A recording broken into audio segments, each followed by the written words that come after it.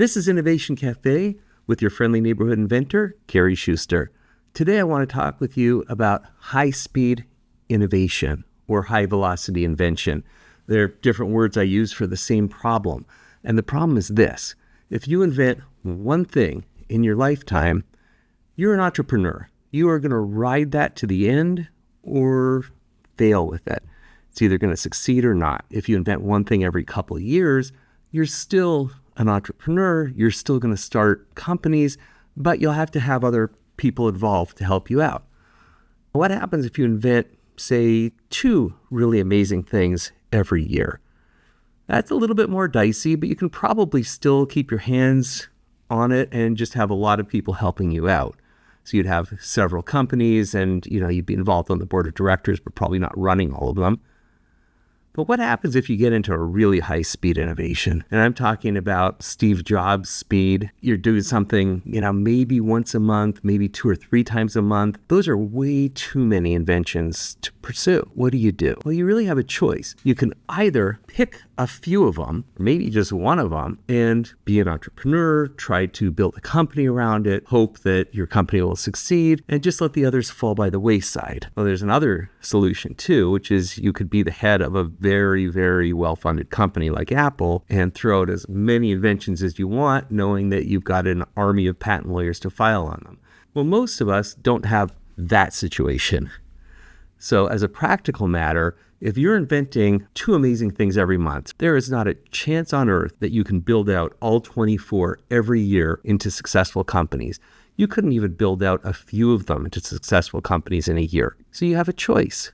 You can either not file for patents on them, not pursue them, and just pick a couple of good ones, or you can adopt a licensing strategy where you file for patents on this stuff. Your primary task is working with your brain, and so it's inventing.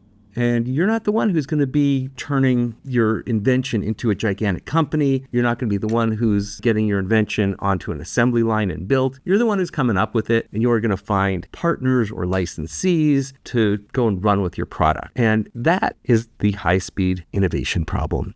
As a high-velocity inventor, I've faced this, and I'll tell you, I've switched my strategies. In the early days, when patent law was much more clear, everyone knew what was patentable. This was before the Supreme Court started making it very, very fuzzy as to what is patentable and what isn't. I was filing on things, and I adopted a licensing strategy, which is I'd come up with a good thing, I'd file for a patent on it, patent issues, or even while it's pending, I try to find people to partner with to get the thing built out or whatever. As patents have become far more expensive to get and far less reliable in the sense that they get invalidated all the time in something called an inter-parties review or federal district court, and there are a few other ways. And as they become more vulnerable, and I'm talking about every patent is facing this. I mean, the Federal Circuit even found that an improved axle for a vehicle simply implements the laws of physics and is not patentable, which is just a weird holding, by the way. Given that there's a lot of uncertainty around how patents will hold up, I've switched to a strategy of come up with a thing, throw out a bunch of inventions on the way, pick the one that you want to build out and build it. And I'm going to do another episode on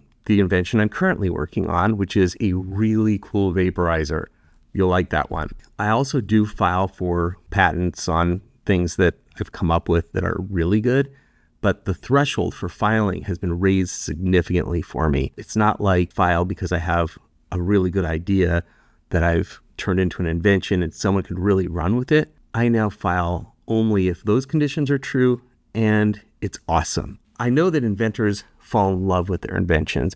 I do. But you have to learn how to break up. It's a hard thing to do, and especially for high-speed inventors, even they have trouble with it. I mean, a high-speed inventor has a lot of inventions, so you can have favorites and not. But ultimately, you have to be dispassionate, look at what you've invented and ask yourself, is the cost outweighing the benefit? What is my exit plan? That's usually actually the first question you should ask yourself is, wow, I came up with this really cool invention. What's the end point I want to get to? Do I want a big company that I run? Do I want to sell it to a company? Do I want it to be built? Do I want to dedicate it to the public? Pick out your endpoint, and then you can sort of figure out what to do next from there. So that's the high-speed invention problem. I personally have found my peace with it, but I'm always second guessing. There are very few inventors with over 100 patents, very few of us. And, you get over 250 patents, there's even fewer. So there aren't that many high velocity inventors who also file on their inventions.